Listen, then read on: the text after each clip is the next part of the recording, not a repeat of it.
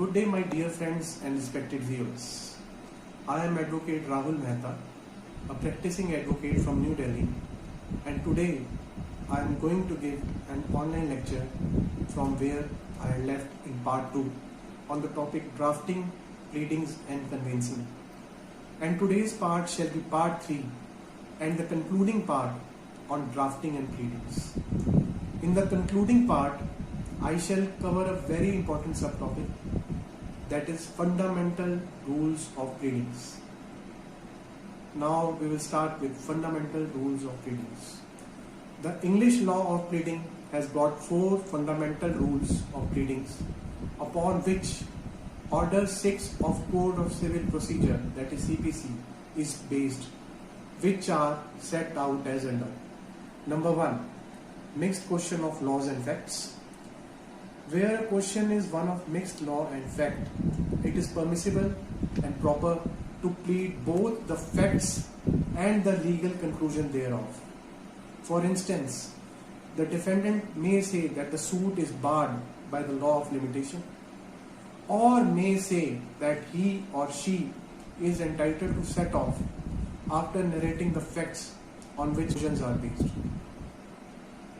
There are conditions precedent under Order 6, Rule 6 of CPC. The Code of Civil Procedure provides that any condition precedent to the performance which is intended to be contested shall be distinctly specified in the pleading of the plaintiff or the defendant as per Order 6, Rule 6 of CPC. As for instance, the legality of the notice under Section 80 of CPC. Now, Section 80 of CPC provides that no suit shall be instituted against the government or against a public officer or authority in respect of any act purporting to be done by such public officer in his or her official capacity until the expiration of 2 months. This is very important. After which notice in writing has to be delivered. There are customs and usages of trades and business which have to be pleaded like any other fact if the party wants to rely on those. But a custom repeatedly brought before the Honorable Court and recognized by it regularly is deemed to have acquired the force of law and need not be pleaded. The facts of negligence, right or liability, unlawful or wrongful act should be specifically pleaded. Every plea of fact should be specifically raised in pleadings. Number 2, the pleadings must state all material facts and material facts only. The second fundamental rule of pleading is that every pleading shall contain only a statement of material facts on which the party pleading relies for his or her claim or defense.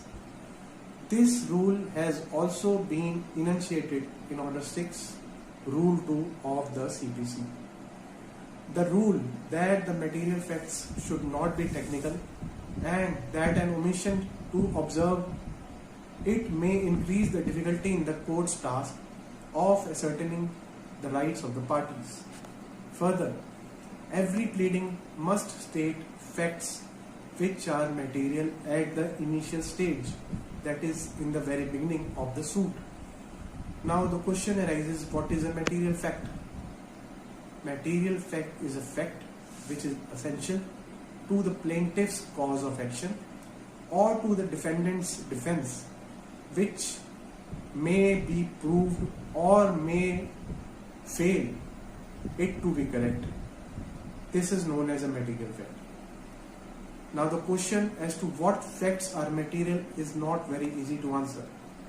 However, it can be said that fact is material for the pleading for a party, and the party is bound to prove at the trial stage itself, unless admitted by the other party, that is the opposite party, before the party can succeed in its claim or defense.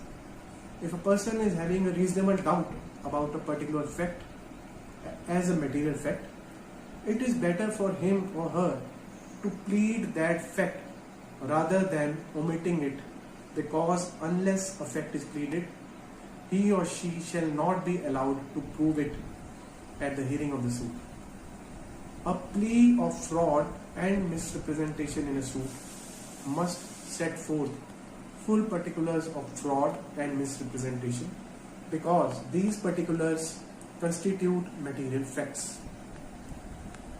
Unless raised by the plaintiff or the defendant in his pleading, he or she will not be allowed to prove it at the trial. Of course, a material fact can be inserted in the pleading by amendment of pleadings, which is the right of the plaintiff as well as the defendant. But when a pleading is amended, one is likely to be saddled with the cost of the other side as well as with the discretion of the Honorable Court. When a suit is brought under a particular statute, all facts which are necessary to bring the suit under that statute must be alleged properly. For instance, if a plaintiff's claim is based on a sale deed, it is sufficient to state that the defendant has sold the property to the plaintiff by virtue of a sale deed dated so and so, registered on so and so, before the office of the sub-registrar. There is an important term known as matters of inducement. It means introductory or prefatory facts which should be stated in the first and second paras in the body of the plaint or in the written statement. Though it is not necessary, yet sometimes it is desirable to commence a plaint with some introductory allegations stating details of the parties, what business do the parties carry on, or how are they related and connected with each other, and other circumstances leading to the dispute. Number 3 point in object of pleadings is that it must state only the facts on which the parties pleading relies and not the evidence by which they are to be proved. The third fundamental rule of pleading has also been laid down in Order 6, Rule 2 of the CPC. It says that every pleading must contain a statement of material facts, but not the evidence by which they are to be proved. The material facts on which a party relies are called facta praebentia. That is, the facts which have to be proved, and they should be stated in the pleadings.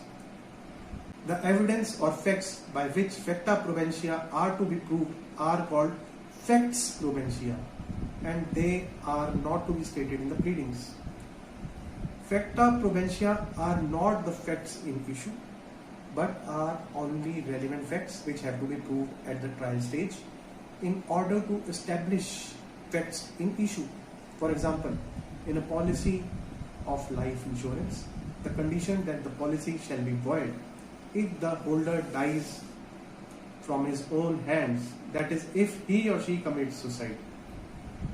In the defense, it is not necessary to state that the assured bought the pistol a few days before his death and made all preparations to kill himself. It is sufficient only to state in defense that the assured committed suicide. Number 4. Object of pleadings must state facts concisely but with precision and certainty. The material facts must be stated in a summary form and in a strict chronological order. All unnecessary allegations and their details should be omitted in order to attain brevity in pleadings. Brevity means which is not repeated.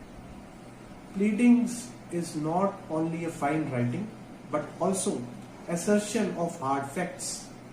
It is desirable to go straight to the point and state facts boldly, clearly, precisely and concisely, and to avoid all paraphrasing and all circumlocutions. As far as possible, active voice should be preferred to passive voice in pleadings. The same person or thing should be called by the same name throughout the pleadings. The pleadings should be divided into paragraphs, numbered consecutively, and there can also be sub-paras within the paragraph. Dates, numbers and sums should be expressed in figures as well as words. The pleading thus should be concise and precise, and it should never be obscure. This concludes the topic of drafting and pleadings. Please send me the feedback to let me know my shortcomings.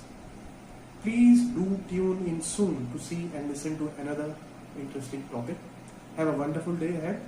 This is Rahul Mehta, Advocate, signing off from today's session. Thank you very much, my dear friends. Thank you.